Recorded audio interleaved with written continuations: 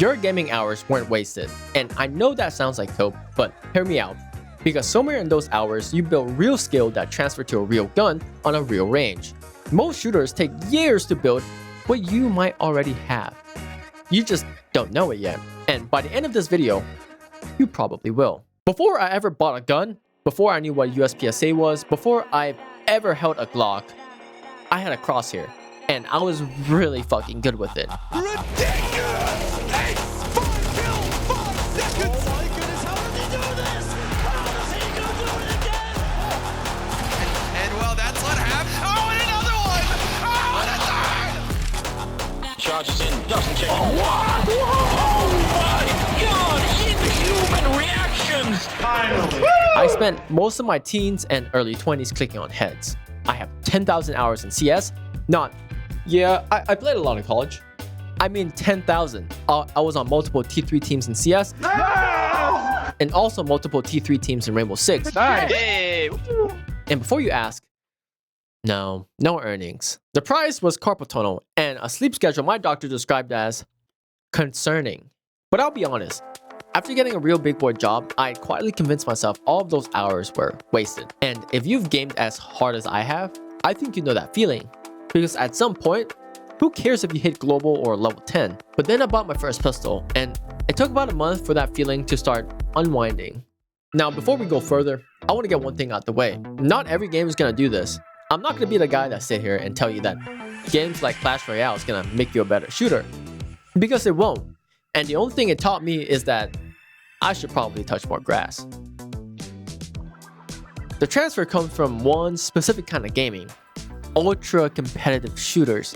CS, Valorant, Rainbow Six, games where the skill ceiling is basically infinite. And the difference between you and the guy 2 ranks up is 2,000 hours of practice on one specific thing.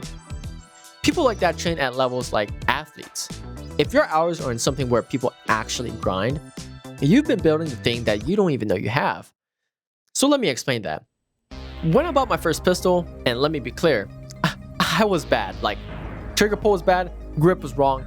I flinched like the gun was about to punch me in the face.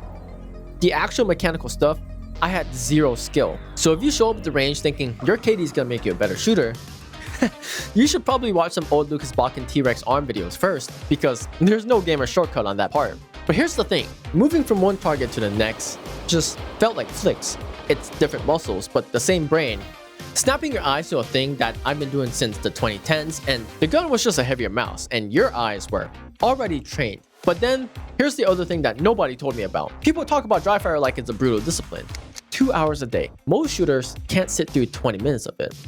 The repetitive, boring, soul-numbing reps that everybody quits on are the ones that actually separate a serious shooter from a casual one. The point is, if you've actually grinded a game where you already proven yourself that you can sit through the boring parts, where most shooters quit, but you won't, bring that mentality to the range, the same way you practice smoke lineups.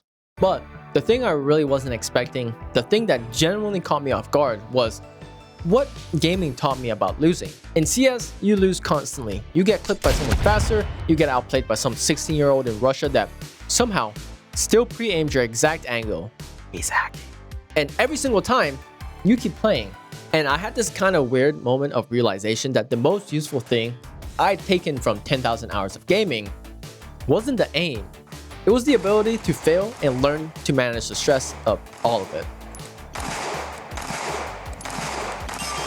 And this is the one that I really want you to take with you, because it's the rarest thing in the room at any range I've ever been to. If you've came from gaming, you probably already got it. Oh my god. Most new or experienced shooters don't. And the one habit that you don't even know is a skill will put you miles ahead of shooters twice your range time. Womp womp. So look, that's the whole thing. If your hours are in some right kind of game, your eyes are already trained, your tolerance for boring reps is built, and your recovery loop is years ahead of where most people start. Take that to the range and don't try to relearn what you already paid for. Build the mechanics from zero like everybody has to, and let the recoil humble you. Because nothing, and I mean nothing, prepares you for recoil.